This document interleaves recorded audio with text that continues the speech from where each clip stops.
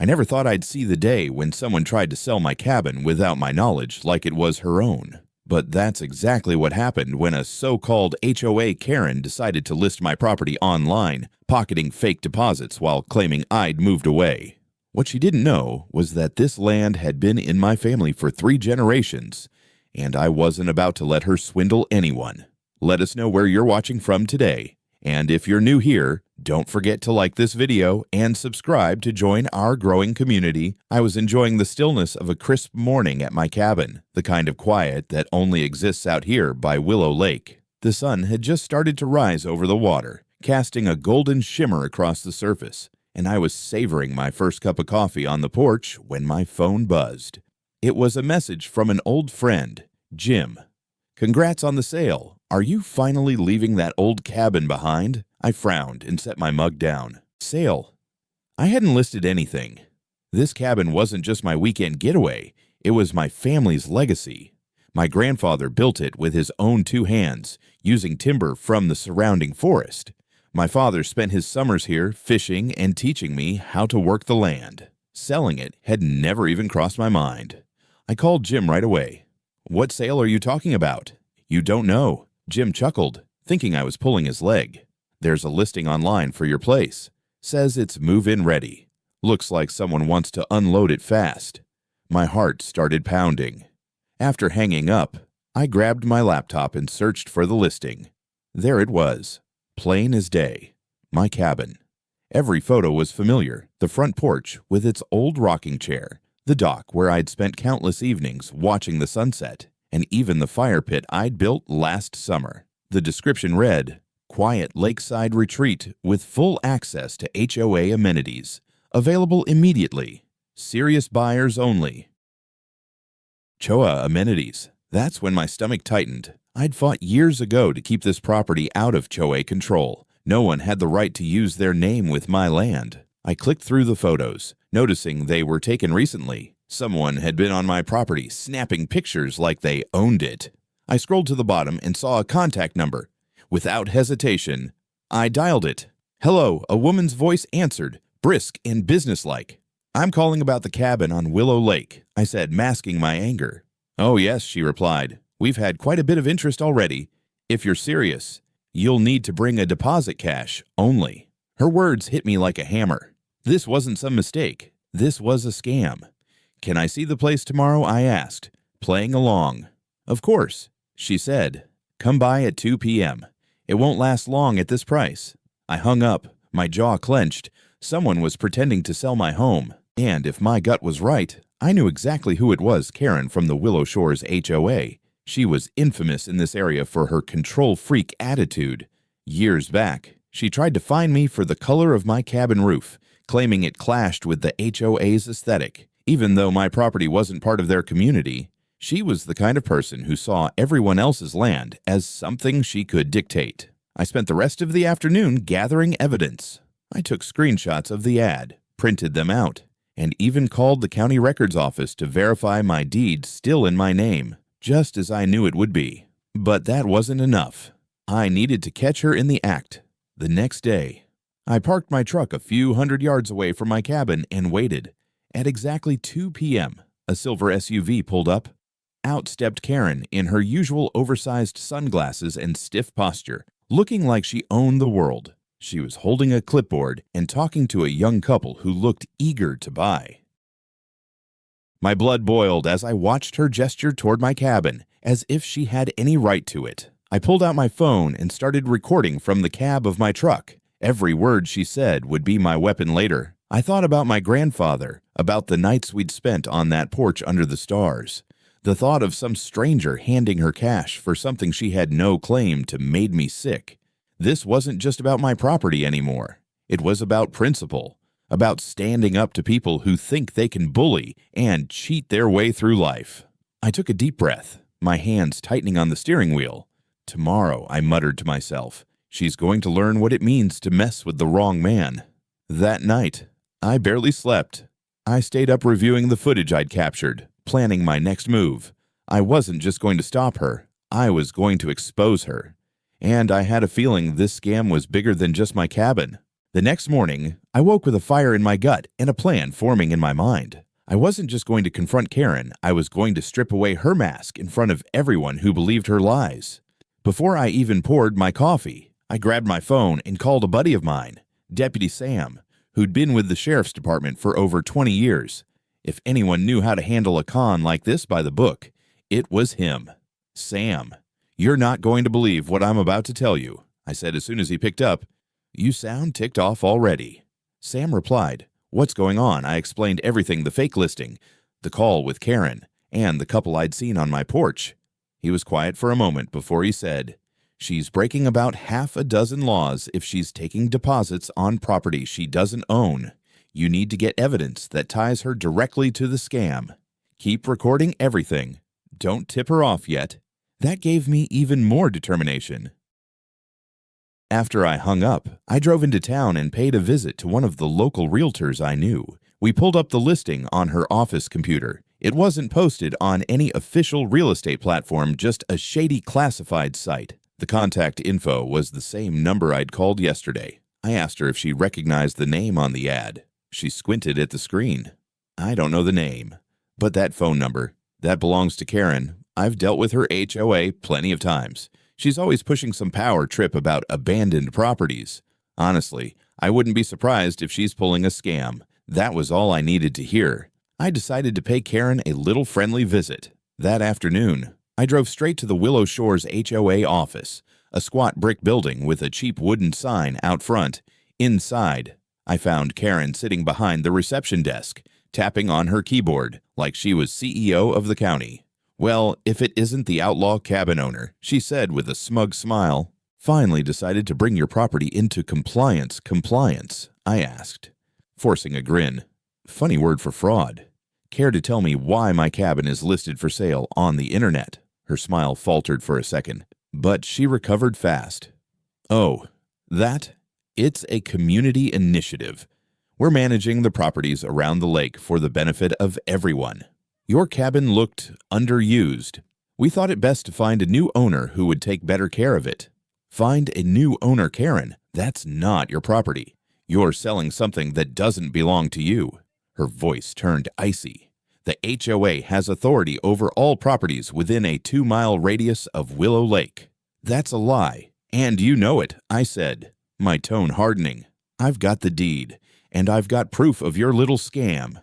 You might want to rethink this before I call the sheriff."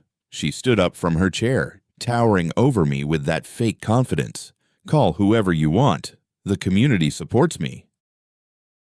They know I keep things in order. If you want to make this ugly, go ahead." I left, but not before taking photos of the flyers she had pinned on the office corkboard. Sure enough, my cabin's photo was right there, with her phone number printed in bold. She wasn't even hiding it. Back in my truck, I called Sam again. "She's not just scamming me. She's running this like a side business. We need to catch her red-handed. Then let's set a trap." Sam said, "If she's meeting buyers at your cabin again, we'll be ready." That night, I reviewed my footage and put together a folder of evidence screenshots, recordings, and the photos from her office. But I wasn't satisfied yet.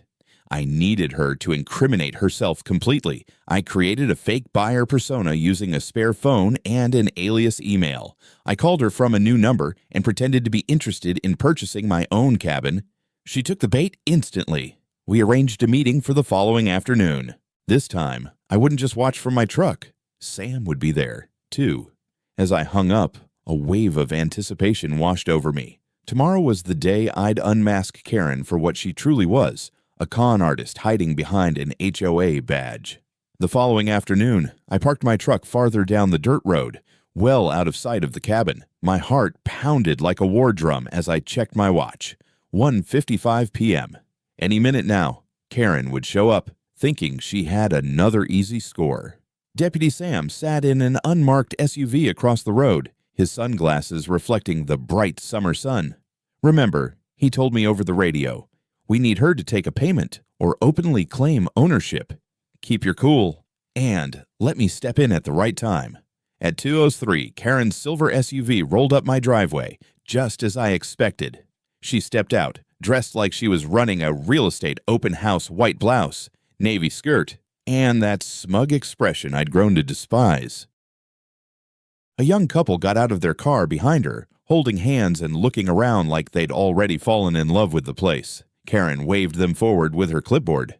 "This is a prime lakefront property," she said in her overly cheerful voice. "The owner relocated, so we're handling the sale. It's a rare opportunity." I bit my lip, gripping the handle of my door. Every word was another nail in her coffin. I started recording from my phone, zooming in as she walked the couple up the steps of my porch. "Feel free to look inside," she said, fishing out a key that looked suspiciously like the spare I'd lost a year ago. She'd been on my property before I was sure of it now. That was enough for me. I stepped out of my truck and walked down the road, my boots crunching on the gravel. "Hey!" I shouted. Karen froze mid-step. The couple turned to look at me, confused. "What the hell do you think you're doing?" I barked, my voice echoing through the trees. Karen's face went pale, but she quickly tried to regain her composure. "Oh, this is the owner," she said with a fake smile. "He's just stopping by to cut the lies." "Karen," I snapped, pointing straight at her. "This is my cabin, and you have no right to be here, much less to sell it." The couple stepped back, clearly uneasy. "Wait, you're the owner?" the man asked. "Damn right I am," I said, walking up the porch steps. "And I don't know what this woman told you, but she's not authorized to sell anything. She's running a scam." Karen's eyes darted nervously. Now, let's not make a scene. This property has been neglected, and the HOA stepped in for the betterment of the community. You don't own a single board of this place," I roared, cutting her off. "You've been trespassing and taking money under false pretenses. That's fraud, Karen, and I've got every bit of it recorded." The couple exchanged a glance. "We were just about to give her a deposit," the woman murmured. "Don't you dare hand her a cent," I said firmly. "This woman's going to answer to the sheriff for this stunt." Karen's face twisted with anger. "You don't scare me. The HOA backs me on this." "Good," I said with a cold smile. "Then they can watch you get cuffed. Right on cue." Deputy Sam stepped out from behind the trees, badge visible, his voice calm but authoritative. "Karen, we need to have a talk." Her jaw dropped. "Sam, you're in on this too." "In on this," he repeated, raising an eyebrow. "I'm here because what you're doing is illegal. We've got evidence of false representation, trespassing, and fraud. I suggest you step away from the porch."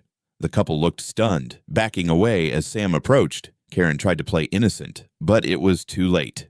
"This is all a misunderstanding," she stammered. "I was just save it for the station," Sam said, pulling out his notepad. I turned to the couple, my tone softening. "I'm sorry you got caught up in this mess. I know you just wanted a home by the lake, but she had no right to take your money." They nodded, looking relieved that they hadn't handed over any cash yet. "Thank you for stopping this," the man said quietly. Karen, meanwhile, stood fuming, her arms crossed tightly over her chest. "You'll regret this," she spat at me. "No, Karen," I said, stepping closer, my voice steady and low. "You'll regret ever thinking you could steal from me or anyone else. This ends today." Sam took Karen's statement while I continued filming, making sure every word was documented. She eventually stormed off to her SUV, slamming the door with enough force to rattle the windows. But I knew this wasn't over. Karen wasn't the type to slink away quietly. As I watched her drive off, I could already see the storm brewing in her eyes. After the confrontation at my cabin, I knew Karen wouldn't back down easily. She had that kind of stubborn arrogance that made her double down even when she was clearly in the wrong. If I wanted to stop her for good, I needed more than an angry outburst on my porch. I needed undeniable proof, the kind that would leave no room for her lies to breathe.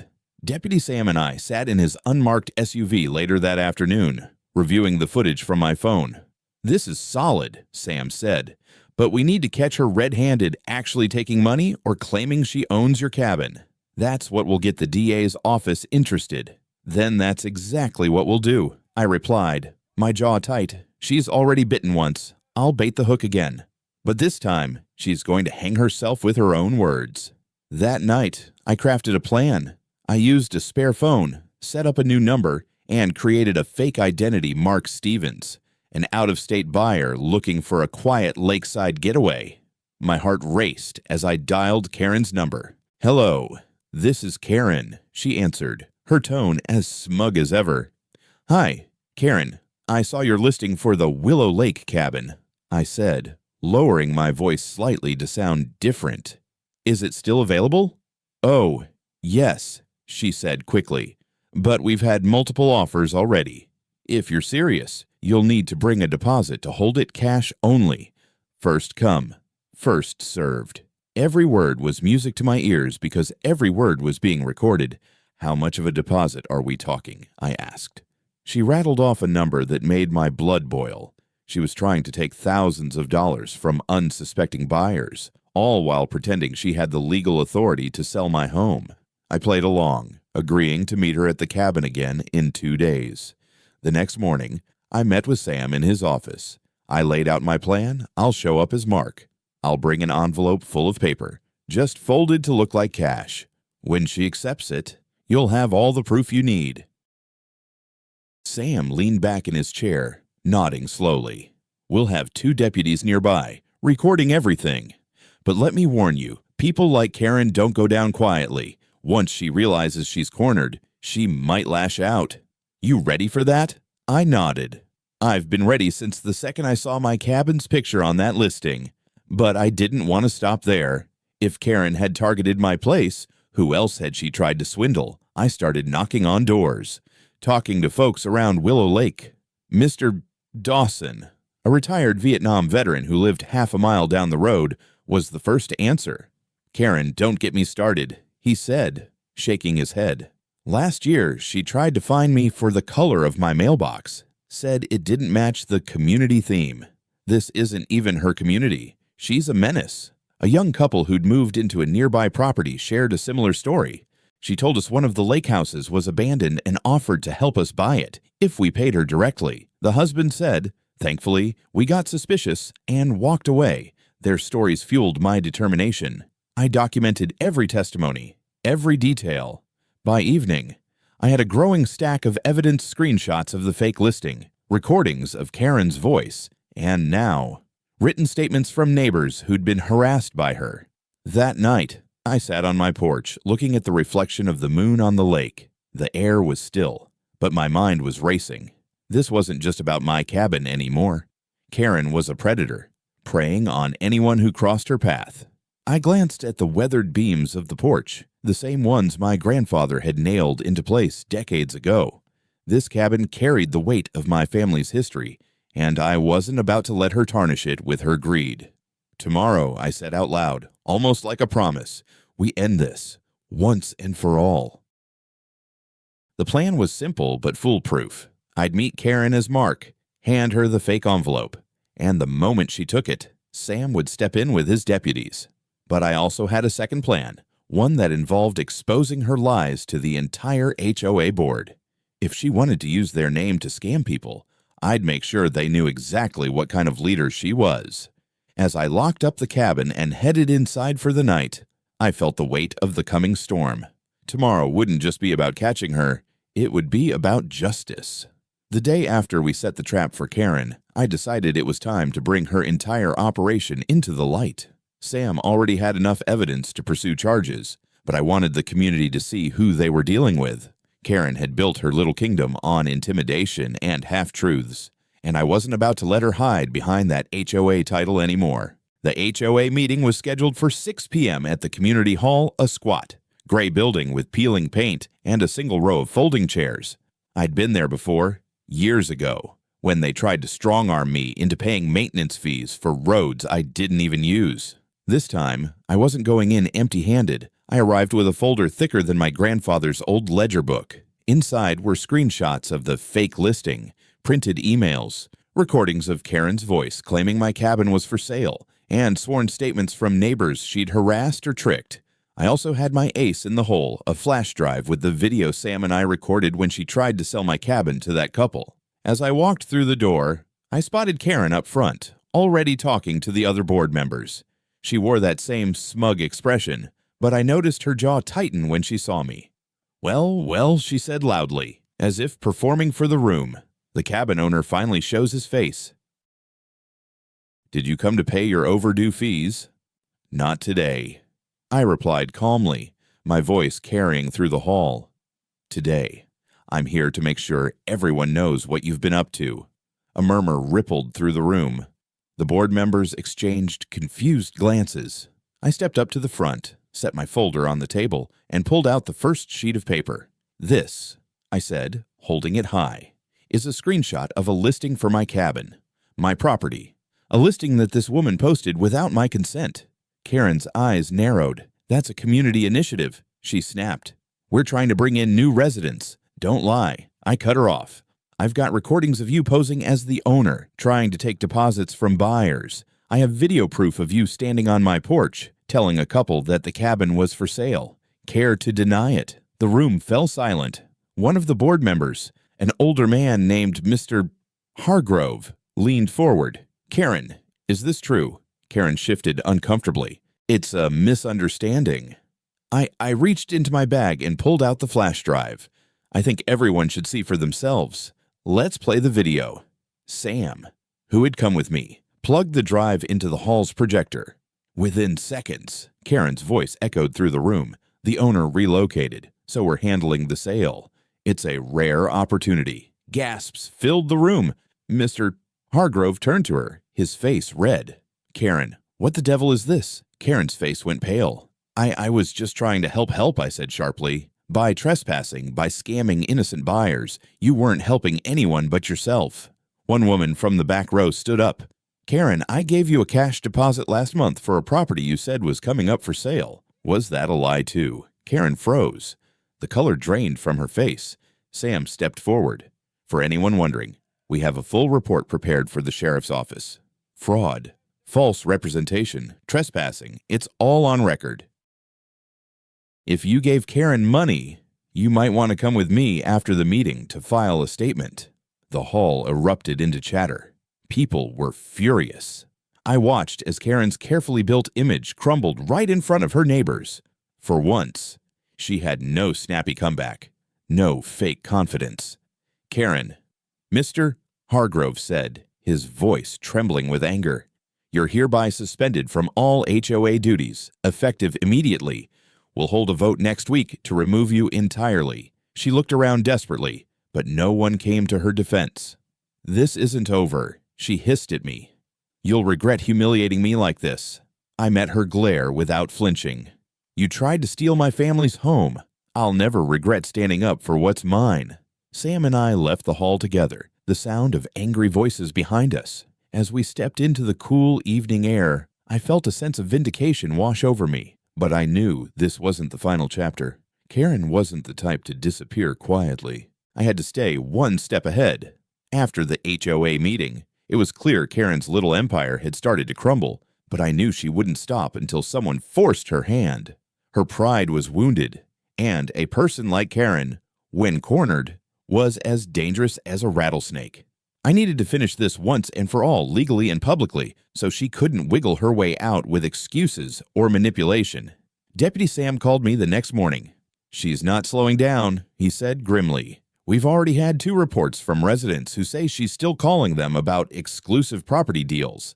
I think we need to set the trap now. I'm ready, I said without hesitation. When do we do this tomorrow afternoon? I'll have 2 plainclothes deputies stationed near your cabin. We'll record everything. All you need to do is bring that fake deposit envelope and play your part as Mark. I spent the rest of the day preparing, going over every detail like I was rehearsing for a high-stakes performance. I stuffed an envelope with paper cut to the size of bills and sealed it tight. The goal wasn't to trick her into taking my money, but to catch her red-handed trying to accept a payment for property she didn't own. That night, I barely slept. My mind kept flashing back to Karen's smug face at the HOA meeting, her cold stare as she muttered, "This isn't over." I knew this trap had to be flawless. No room for error because people like her always tried to find a loophole. The next day, I drove my truck down the dirt road, wearing an old ball cap and sunglasses. Sam and his deputies were already in place, waiting quietly with cameras ready. I parked just out of view and switched on the small recorder hidden in my shirt pocket. At exactly 2 p.m., Karen's silver SUV rolled up my driveway. She stepped out with her clipboard, wearing a bright red blazer like she was about to close some big real estate deal. She didn't even glance around. She was too confident, too sure that she was in control. I walked up, pretending to be Mark Stevens, the out-of-town buyer. "Hi, Karen. Ready to finalize this?" I asked, keeping my tone casual. "Of course," she said with a warm smile that made my stomach turn. "This cabin is such a gem. I'm glad you acted fast. Others were lining up to buy it." "Yeah, I wouldn't want to miss out," I replied, holding the envelope slightly out of reach. "So, this deposit, once I give it to you, the cabin's mine." "Right," Karen didn't hesitate. "Absolutely. Once you hand over that deposit, I'll draw up the paperwork. You can move in next month." That was it, the incriminating statement we needed. I glanced toward the trees, signaling to Sam with a subtle nod. Before I could even pass her the envelope, Sam stepped out, badge in hand.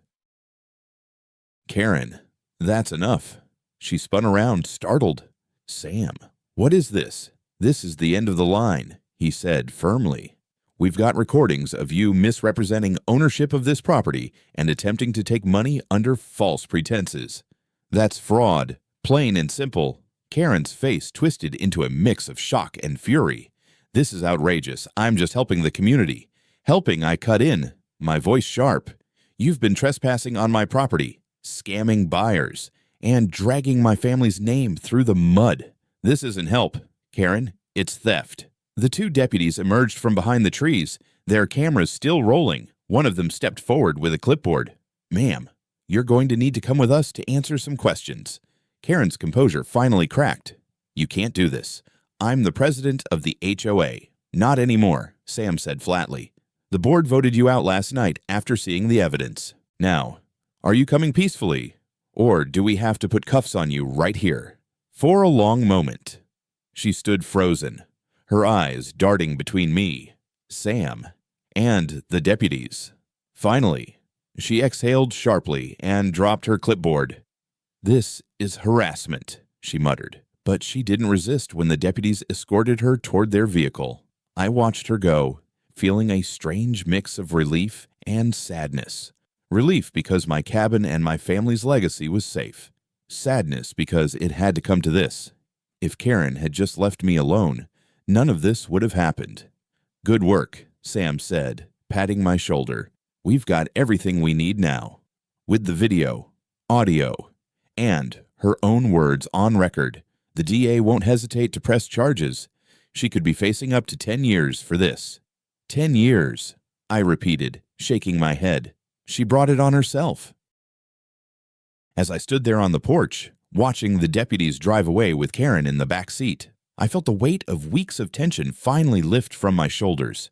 But this wasn't the end. There was still the matter of the community, the people she'd deceived. They deserved to hear the truth, and I was going to make sure they got it. The morning after Karen's arrest, the town felt different. There was a quiet buzz among the neighbors, a sense of shock mixed with relief. For years, Karen had bullied everyone around Willow Lake, waving her HOA title like a badge of authority. Now, she was sitting in a county jail cell, facing charges that could put her away for up to 10 years. Deputy Sam called me early. "She's already trying to spin the story," he said, claiming it's all a misunderstanding.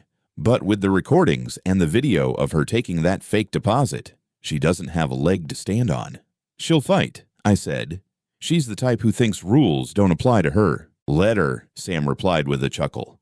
"The evidence is airtight. She'll be lucky to get out of this with just jail time and fines." Later that day, I drove into town to run some errands. Everywhere I went, people stopped me. "Is it true?" one woman asked as I grabbed a cup of coffee at the local diner. "Did Karen really try to sell your cabin?" "Yeah," I said with a sigh. "She thought she could pocket some cash and bully her way through it. Not anymore."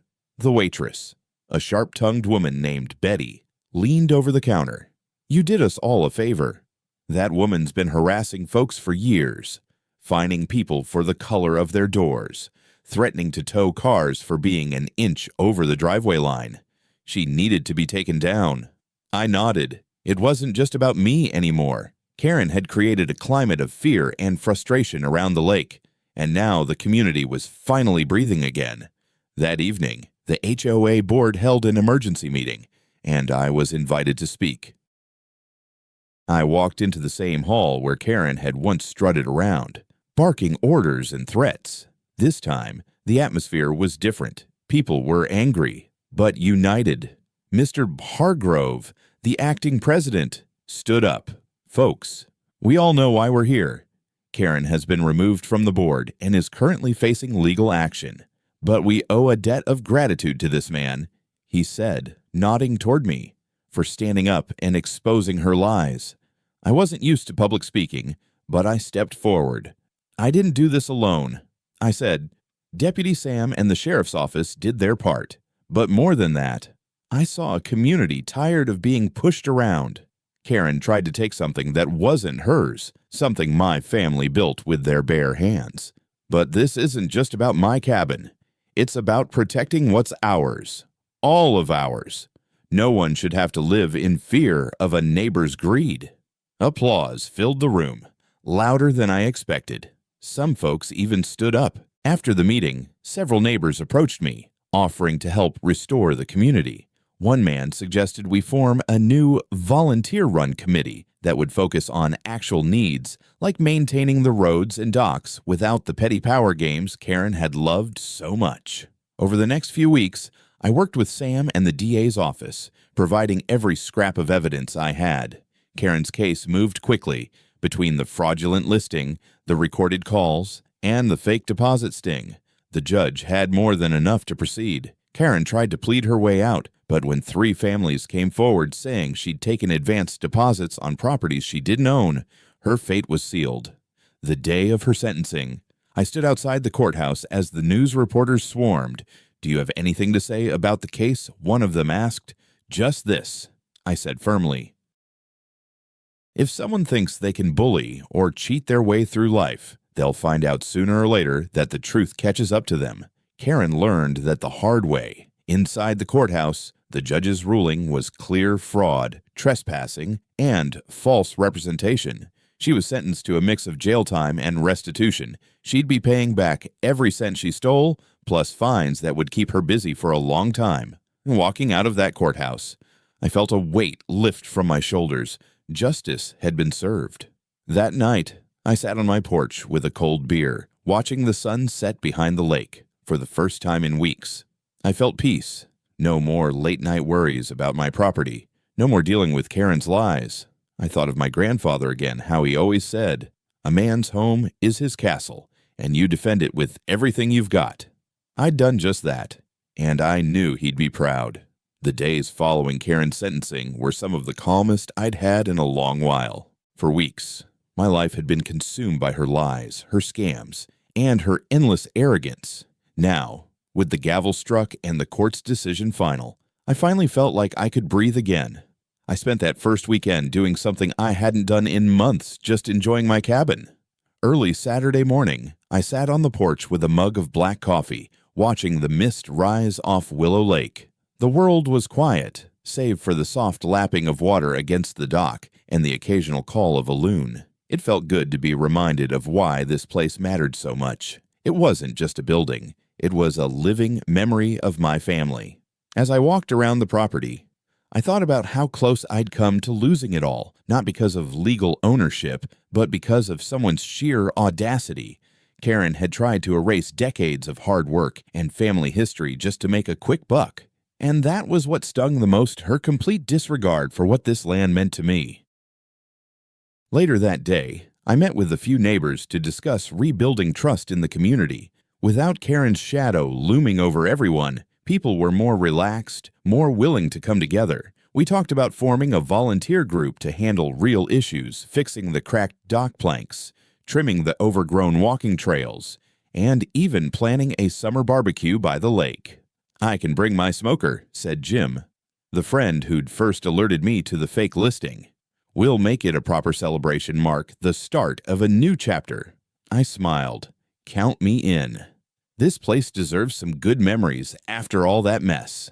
In the weeks that followed, I fixed up my cabin like it was my way of reclaiming every inch Karen had tried to take from me. I patched the old fence, restained the porch, and even replaced the dockboards with fresh timber. Each hammer swing felt like closure, a reminder that no one, no HOA Karen or anyone else would ever take this from me again. One evening, as the sun dipped below the horizon, I stood on the dock and watched the water ripple with the soft breeze. I couldn't help but think about what justice truly means. It isn't always about revenge. It's about standing firm when someone crosses a line, about defending what's right without letting anger consume you. Karen's fate was sealed because she pushed too far, and I had no regrets about exposing her. A week later, I got a call from Sam. "Thought you should know. Karen's officially banned from any future HOA boards. Not that anyone would vote for her now," he said with a laugh. "Good," I replied. "Hopefully she learned something from all this." "Maybe," he said, his tone skeptical. "But people like her rarely change. At least you won." After we hung up, I sat down on the porch steps, looking out over the lake. The air was warm, and the cicadas were humming in the trees. For the first time in a long time, I felt nothing but gratitude for my home, for the neighbors who stood by me, and for the simple truth that justice, when pursued with patience and courage, always finds its way. Before heading inside, I took one last look at the cabin, its wood still carrying the scent of fresh stain, its windows glowing softly with the last rays of daylight. My grandfather's words echoed in my mind. "This place will stand as long as you take care of it. Protect it like you'd protect your own heart." That's exactly what I intended to do. And so, that's how I stopped an HOA Karen from stealing not just my home, but my family's history. Sometimes standing your ground isn't just about property. It's about respect, pride, and the people who came before you. If you've ever dealt with a pushy HOA or a neighbor who crossed the line, I'd love to hear your story. What would you have done in my shoes? Make sure to subscribe if you enjoy hearing stories where justice is served and ordinary folks fight back. Stick around, there are plenty more tales of grit, determination, and standing up for what's right, waiting to be told.